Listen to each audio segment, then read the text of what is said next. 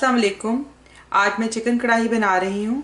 तो इसे मैं बहुत ही इजी वे में और इसको थोड़े मसालों के साथ बनाऊंगी और ये काफ़ी अच्छी मसाले वाली बनेगी, खुश्क नहीं बनेगी। तो मैं आपको बताती हूँ कि इसके लिए हमें किन किन चीज़ों की ज़रूरत है। मैंने चिकन हाफ के जी चिकन लेकर उसको 1/4 टीस्पून नमक और 1 टेबलस्पून सिरका लगाकर तो आधे घंटे के लिए रख दिया था। दही चाहिए, ये हाफ कप है। हाफ कप से थोड़ा सा ज़्यादा कुकिंग ऑयल है। हरी मिर्च, हरा धनिया और अदरक चाहिए। एक मीडियम साइज़ का प्याज, उसको मैंने बारीक बारीक काट लिया है जैसे हम ऑमलेट के लिए काटते हैं। 2 बड़े साइज़ के टमाटर हैं। अगर आपके पास बड़े नहीं तो 3 दरमियाने साइज़ के आप इस्तेमाल करें। मसालों में अदरक लहसुन का पेस्ट 1 टेबलस्पून है। 1 टीस्पून नमक है। 1 टेबलस्पून मोटी कुटी हुई सुर्ख मिर्च है। 1 टीस्पून काली मिर्च है, कुटी हुई काली मिर्च है। हल्दी जो है वो 1/4 टीस्पून है। ज़ीरा 1 टीस्पून है। धनिया, पिसा हुआ धनिया 1 टीस्पून है। गरम मसाला हाफ टीस्पून है और ये काफ़ी मोटा कुटा हुआ धनिया है, ये भी 1 टीस्पून है। तो आइए अब हम इसे बनाना शुरू करते हैं। ऑयल मैंने ऐड करके तो अब इसमें मैं चिकन डाल रही हूँ।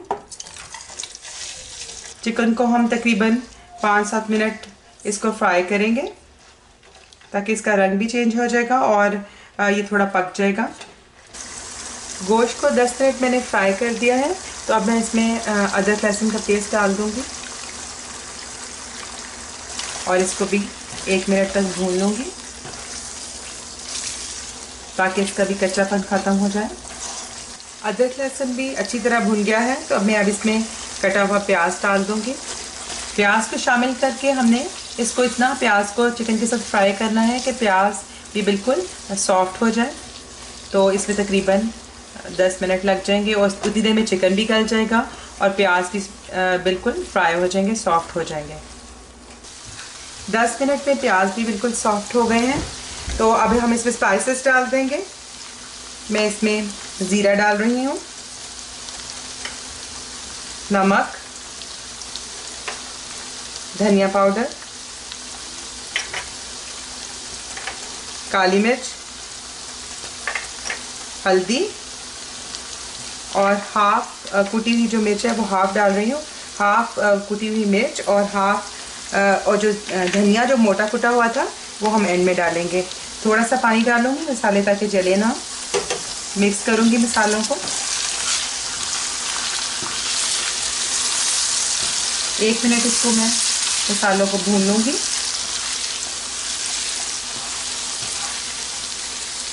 गोश्त भी अच्छे से फ्राई हो चुका है और प्याज भी सॉफ्ट हो चुके हैं।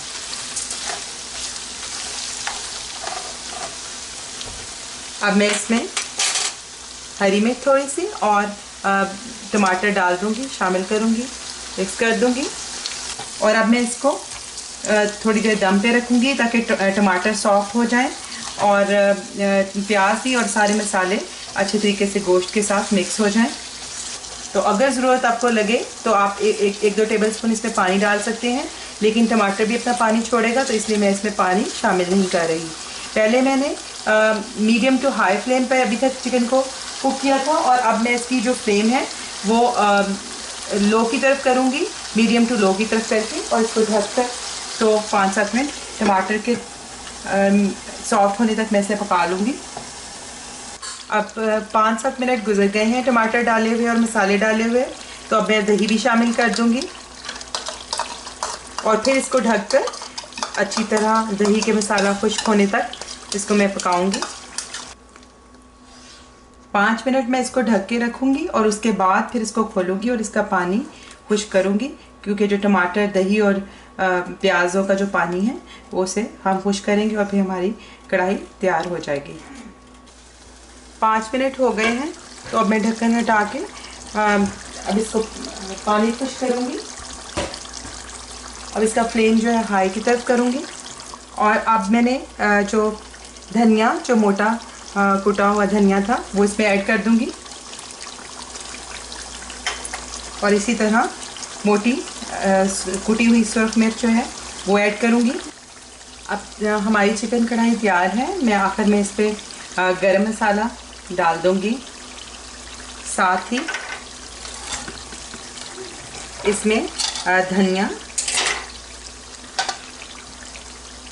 हरी मिर्च और बारीक कटा हुआ अदरक डाल दूंगी। 2 मिनट इसको दम दूंगी और इसके बाद हमारी कढ़ाई बिल्कुल तैयार है।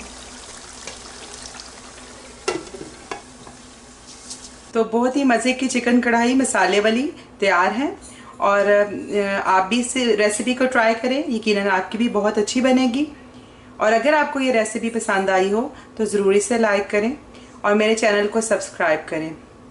आइंदा आपके साथ किसी नई रेसिपी के साथ फिर मुलाकात होगी। उस वक्त तक के लिए अल्लाह हाफिज़।